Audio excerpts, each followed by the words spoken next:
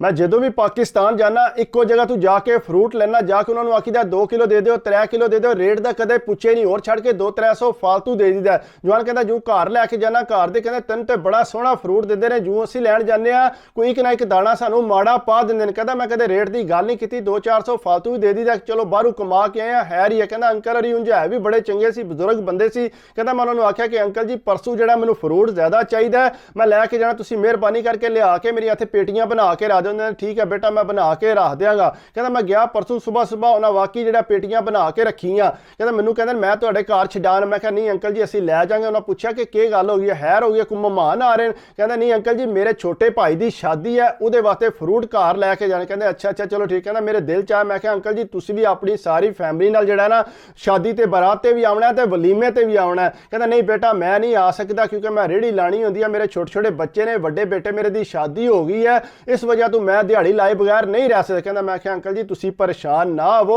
जिहड़ा तुहाडे 2 दिन का खर्चा होंदा है फ्रूट का वो मैं देवां। नहीं बेटा मैं तेरे को खर्चा नहीं लेना, मैं अपनी मजदूरी करके खाना, अल्लाह का शुक्र है। कहता उन्हें इनकार कर दिया। कहता घर आके मैं अपनी बीवी ने दसिया कि इस तरह मैं उन्होंने आख्या, उन्हें इनकार कर दिया। कहता जनानी मेरी जाती है तुसीं इंज करो उन्होंने पैसे दे आवो जबरदस्ती कि तुसां लाजमी आवना, चलो माड़े बंदे ने आवणगे झट दिल भुला लैणगे अपने। कहता जनानी दी मैनूं गल बड़ी चंगी लगी। कहता मैं गया जाके रुपया 20,000 अंकरां नूं फड़ाया। वो कहंदे ने बेटा किस चीज़ का? कहता मैं क्या अंकल जी तुसां जिहड़ा नाले बारात ते आवना अपने सारी फैमिली नाल ते नाले वलीमे ते आवना, मेहरबानी करके तुसीं अगर ना आए तो मैं नाराज़ हो जाना, कदे मैं तुहाडे कोल दोबारा नहीं आवना।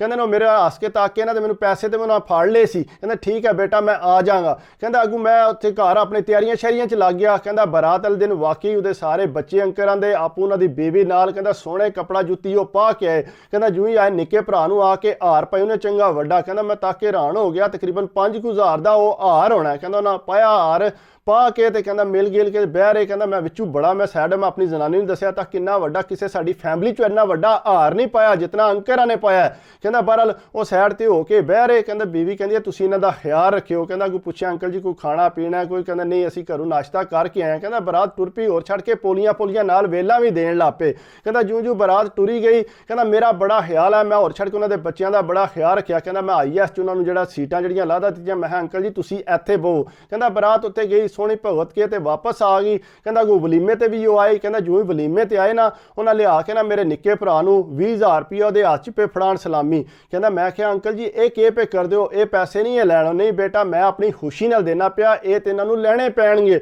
उन्हें कहा नहीं अंकल जी ये नहीं लैणे। उन्हें कहा ना ले तो मैं नाराज़ हो जाऊँगा, अज तो बाद बेटा मेरे फ्रूट वाली रेहड़ी ते तुसां नहीं आवना।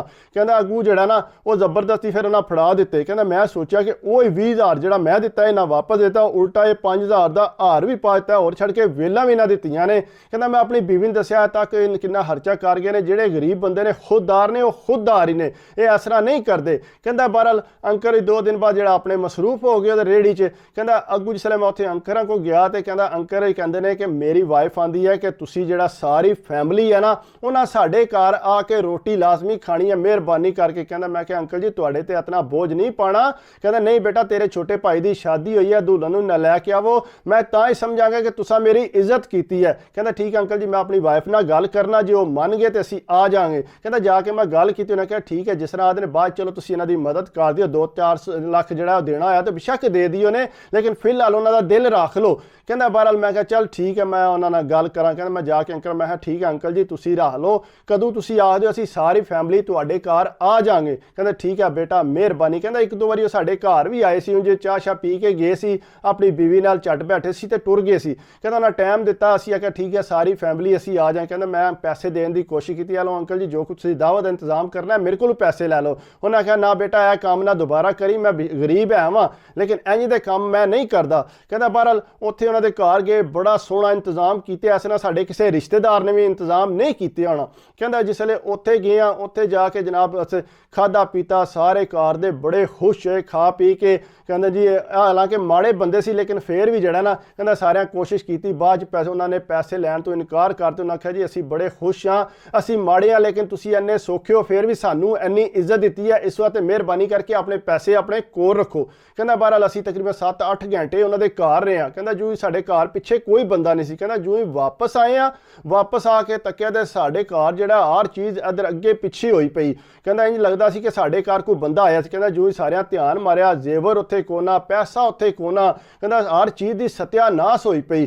ਕਹਿੰਦਾ ਅਸੀਂ ਅਗਰ ਸਾਡੇ ਘਰ ਤੇ ਚੋਰ ਫਿਰ ਗਏ ਨੇ, ਇਹ ਕੀ ਹੋ ਗਿਆ। ਕਹਿੰਦਾ ਉਹ ਬੜੇ ਪਰੇਸ਼ਾਨ ਹੋ ਗਏ ਸਾਰੇ, ਫਟਾਫਟ ਜਾ ਕੇ ਪੁਲਿਸ ਨੂੰ ਇਤਲਾਹ ਕੀਤੀ ਕਿ ਸਾਡੇ ਨਾਲ ਇਹ ਕੰਮ ਹੋ ਗਿਆ। ਕਹਿੰਦਾ ਪੁਲਿਸ ਸਾਡੇ ਘਰ ਹੈ। ਉਹਨਾਂ ਆਖਿਆ ਹਾਂ ਤੁਸੀਂ ਦੱਸੋ ਗਏ ਕਿਤੇ। ਉਹਨਾਂ ਆਖਿਆ ਇਸ ਤਰ੍ਹਾਂ ਅੰਕਲ ਹੋਰੀ ਨੇ ਉਹਨਾਂ ਦੇ ਘਰ ਗਏ ਸਾਂ, ਉਹਨਾਂ ਦੇ ਘਰ ਜਾ ਕੇ ਦਾਵਤ ਸ਼ਾਵਤ ਖਾਧੀ ਹੈ ਤੇ ਵਾਪਸ ਆਇਆ ਤੇ ਇਹ ਕੰਮ ਹੋ ਗਿਆ। ਕਹਿੰਦੇ ਪੁਲਿਸ ਵਾਲੇ ਕਹਿੰਦੇ ਠੀਕ ਹੈ, ਕਹਿੰਦੇ ਸਾਨੂੰ ਜ਼ਰਾ ਉਹਨਾਂ ਦੇ ਅੰਕਲਾਂ ਦੇ ਘਰ ਤੇ ਲੈ ਚਲੋ। ਕਹਿੰਦਾ ਜਿਸੇ ਉਹਨਾਂ ਦੇ ਘਰ ਗਏ, ਜਾ ਕੇ ਉੱਥੇ ਬੈਠੇ, ਪੁਲਿਸ ਨੇ ਸਾਰਾ ਉਹਨਾਂ ਦਾ ਘਰ ਜਿਹੜਾ ਫਰੋਲਣਾ ਸ਼ੁਰੂ ਕਰ ਦਿੱਤਾ। ਕਹਿੰਦਾ ਜੋ ਫਰੋਲਿਆ ਤੇ ਉਹ ਅੰਕਲ ਹੋਰੀ ਬੜੇ ਪਰੇਸ਼ਾਨ। ਉਹਨੇ ਆਖਿਆ ਬੇਟਾ ਕੀ ਗੱਲ ਹੋ ਗਈ। ਉਹਨੇ ਆਖਿਆ ਅੰਕਲ ਜੀ ਸਾਡੇ ਘਰ ਇਹ ਕੰਮ ਬਣ ਗਿਆ ਤੇ ਪੁਲਿਸ ਵਾਲੇ ਕਹਿੰਦੇ ਨੇ ਤੁਸੀਂ ਵਿੱਚ ਮੁਲਵਸ ਹੋ ਸਕਦੇ ਹੋ। ਕਹਿੰਦਾ ਅੰਕਲ ਜੀ ਅੱਗੋਂ ਰੋਣ ਲੱਗ ਪਏ। ਉਹਨੇ ਆਖਿਆ ਬੇਟਾ ਇਹ ਹੀ ਤੇ ਸਾਡੇ ਗਰੀਬਾਂ ਦਾ ਮਸਲਾ ਹੈ, ਅਸੀਂ ਜੇ ਕਿਸੇ ਨੂੰ ਇੱਜ਼ਤ ਦੇ ਦਈਏ ਤੇ ਉਲਟਾ ਸਾਨੂੰ ਚੋਰ ਸਮਝਣ ਲੱਗ ਪੈਂਦੇ ਨੇ। ਬਹਰਹਾਲ ਬੇਟਾ ਤੁਸੀਂ ਆਪਣੀ ਤਲਾਸ਼ੀ ਲੈ ਲਓ। ਕਹਿੰਦਾ ਤਲਾਸ਼ੀ ਵਗੈਰਾ ਲਈ, ਪੁਲਿਸ ਨੂੰ ਕੋਈ ਸ਼ੈ ਨਾ ਲੱਭੀ। ਕਹਿੰਦਾ ਅੰਕਲਾਂ ਨੂੰ ਕਹਿੰਦੇ ਨੇ ਅੰਕਲ ਜੀ ਤੁਹਾਨੂੰ ਜਿਹੜਾ ਨਾ ਸਾਡੇ ਨਾਲ ਜਾਣਾ ਪੈਣਾ। ਕਹਿੰਦਾ ਵਿੱਚੋਂ ਮੇਰੇ ਆਇਆ ਕਿ ਯਾਰ ਕੀ ਮੈਂ ਕਰਨਾ ਪਿਆ, ਹੋ ਸਕਦਾ ਹੈ ਨਾ ਹੀ ਹੋਵਣ, ਕੋਈ ਹੋਰ ਹੀ ਚੋਰ ਹੋਵਣ। ਕਹਿੰਦਾ ਬਹਰਹਾਲ ਪੁਲਿਸ ਲੈ ਗਈ ਉਹਨਾਂ ਨੂੰ। ਕਹਿੰਦਾ ਜਿਹੜੇ ਸਾਰੀ ਇਨਕੁਆਇਰੀ ਕਰਨੀ ਸ਼ੁਰੂ ਕੀਤੀ ਤੇ ਤਕਰੀਬਨ 2 ਦਿਨ ਬਾਅਦ ਪੁਲਿਸ ਨੇ ਅੰਕਰਾਂ ਨੂੰ ਛੱਡ ਦਿੱਤਾ। ਕਹਿੰਦਾ ਜਿਸ ਵੇਲੇ ਛੱਡਿਆ ਤੇ ਇਨਕੁਆਇਰੀ ਸ਼ਾਰੀ ਸਾਰੀ ਕਹਿੰਦਾ ਸਾਡੇ ਰਿਸ਼ਤੇਦਾਰਾਂ ਦੀ ਵੀ ਇਨਕੁਆਇਰੀ ਹੋਣ ਲੱਗ ਪਈ। ਕਹਿੰਦਾ ਇਨਕੁਆਇਰੀ ਜਿਸ ਵੇਲੇ ਸ਼ੁਰੂ ਹੋਈ, ਕਹਿੰਦਾ ਜਿਹੜਾ ਮੇਰਾ ਨਿੱਕਾ ਭਰਾ ਉਹਦੀ ਸ਼ਾਦੀ ਕੀਤੀ ਸੀ ਨਾ, ਉਹਦਾ ਸਾਲਾ ਜਿਹੜਾ ਥੋੜਾ ਜਿਹਾ 2 ਨੰਬਰ ਜਿਹਾ ਸੀ, ਚੋਰੀਆਂ ਚਕਾਰੀਆਂ 'ਚ ਕਿਰੇ ਅੱਗੇ ਪਿੱਛੇ ਫੜਨ ਹੋਇਆ ਸੀ, ਲੇਕਿਨ ਸਾਨੂੰ ਨਹੀਂ ਸੀ ਪਤਾ, ਸੀ ਓਬੜਾ ਜੋ ਕੀਤੇ ਅਸੀਂ, ਸਾਨੂੰ ਨਹੀਂ ਸੀ ਪਤਾ ਕਿ ਇਹਨਾਂ ਦਾ ਮੁੰਡਾ ਇੰਜ ਦੇ ਕੰਮ ਵੀ ਕਰ ਸਕਦਾ। ਕਹਿੰਦਾ ਪੁਲਿਸ ਨੇ ਜਿਸ ਵੇਲੇ ਇਨਕੁਆਇਰੀ ਕਰਕੇ ਉਹਨੂੰ ਫੜਿਆ, ਉਹਨੇ ਜਨਾਬ ਸਾਰਾ ਮਾਲ ਸਾਨੂੰ ਬਰਾਮਦ ਕਰਵਾਇਆ। ਉਹਨੇ ਆਖਿਆ ਜੀ ਮੈਂ ਨਾਲ ਮੁੜੇ ਲਾ ਕੇ ਤੇ ਚੋਰੀ ਕੀਤੀ ਹੈ, ਸਾਨੂੰ ਪਤਾ ਸੀ ਕਿਉਂਕਿ ਭੈਣ ਨੇ ਦੱਸਿਆ ਸੀ ਕਿ ਅਸਾਂ ਸਾਰਿਆਂ ਨੇ ਦਾਵਤ ਤੇ ਜਾਣਾ। ਮੈਂ ਸੋਚਿਆ ਕਿ ਵਿੱਚ ਮੌਕਾ ਚੰਗਾ ਹੈ ਤੇ ਜਾ ਕੇ ਉੱਥੋਂ ਜਿਹੜਾ ਨਾ ਸਾਰੀ ਸਫਾਈ ਕਰ ਲੈਂਦੇ ਆ, ਇਹ ਮੇਰਾ ਹੀ ਕੰਮ ਹੈ। ਉਹ ਜਨਾਬ ਜਿਸ ਵੇਲੇ ਉਹਨਾਂ ਤੱਕ ਉਹਨਾਂ ਆਖਿਆ ਚੰਗੇ ਸੀ ਘਰ ਫਸ ਗਏ ਆ। ਉਹਨੇ ਕੁੜੀ ਨੇ ਕੋਈ ਮਾਫੀਆ ਮੰਗੇ ਜਿਹੜੇ ਨਿੱਕੇ ਭਰਾ ਦੇ। ਉਹਨੇ ਆਖਿਆ ਜੀ ਮੈਨੂੰ ਨਹੀਂ ਪਤਾ, ਸਾਡਾ ਭਰਾ ਅੱਗੇ ਵੀ ਇੰਝ ਦੀ ਹਰਕਤਾਂ ਕਰਦਾ ਤੇ ਅੱਜ ਤੋਂ ਬਾਅਦ ਇਸ ਘਰ 'ਚ ਨਹੀਂ ਆਉਣ ਲਿਆ। ਇਸ ਵਾਸਤੇ ਇਹ ਨਹੀਂ ਕਰਨਾ ਚਾਹੀਦਾ। ਗਰੀਬ ਬੰਦੇ ਦਾ ਦਿਲ ਵੱਡਾ ਹੋ ਸਕਦਾ, ਇਹ ਨਹੀਂ ਕਿ ਉਹ ਲਾਜ਼ਮੀ ਚੋਰ ਹੀ ਹੋਵੇ। ਇਸ ਵਾਸਤੇ ਕੋਸ਼ਿਸ਼ ਕਰਿਆ ਕਰੋ ਗਰੀਬ ਨੂੰ ਇੱਜ਼ਤ ਦਿਆ ਕਰੋ, ਉਹ ਇੱਜ਼ਤ ਤੁਹਾਡੀ ਨੂੰ ਬੜਾ ਖੁਸ਼ ਹੋ ਕੇ ਲੈਂਦਾ ਹੈ, ਨਾਲੇ ਤੁਹਾਡੀ ਵੀ ਇੱਜ਼ਤ ਕਰਦਾ। ਤੁਸੀਂ ਪੈਸੇ ਦੇਣ ਦੀ ਕੋਸ਼ਿਸ਼ ਕੀਤੀ, ਉਹਨੇ ਫਿਰ ਵੀ ਪੈਸੇ ਨਹੀਂ ਲਏ। ਇਸ ਵਾਸਤੇ ਕੋਸ਼ਿਸ਼ ਕਰਿਆ ਕਰੋ ਸਭ ਨੂੰ ਇੱਜ਼ਤ ਦਿਓ। ਦੁਆਵਾਂ 'ਚ ਯਾਦ ਰੱਖਿਓ, ਆਪਣੀ ਸਿਹਤ ਦਾ ਖਿਆਲ ਰੱਖਿਓ। ਅੱਲਾ ਹਾਫਿਜ਼।